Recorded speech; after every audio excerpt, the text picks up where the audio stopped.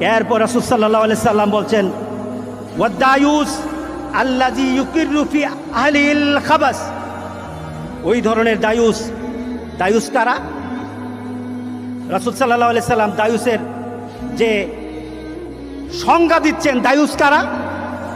পরিবারের এমন ব্যক্তি, তার পরিবারে তার মেয়ে হতে পারে, তার পরিবারের তার বোন হতে পারে, তার স্ত্রী হতে পারে, তার মা হতে পারে, যদি কোনো কারণে সে বেপরদায় চলে, দিনের বাইরে চলে, বেপরদায় চলে, এমন চলা যে চলাটা হলো মুহাম্মদ সাল্লাল্লাহু আলাইহি সাল্লামের নীতিতে নাই, আল্লাহর নীতিতে নাই, মুহাম্মদ সাল্লাল্লাহু আলাইহি সাল্লামের নীতিতে নাই।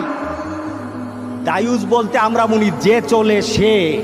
রাসূল বলতেছেন দায়ুস হলো সে বাবা হওয়ার পর যদি মেয়েকে সে শাসন না করে, যে বেপরদায় চলা যাবে না, বাপ মা হলো দায়ুস।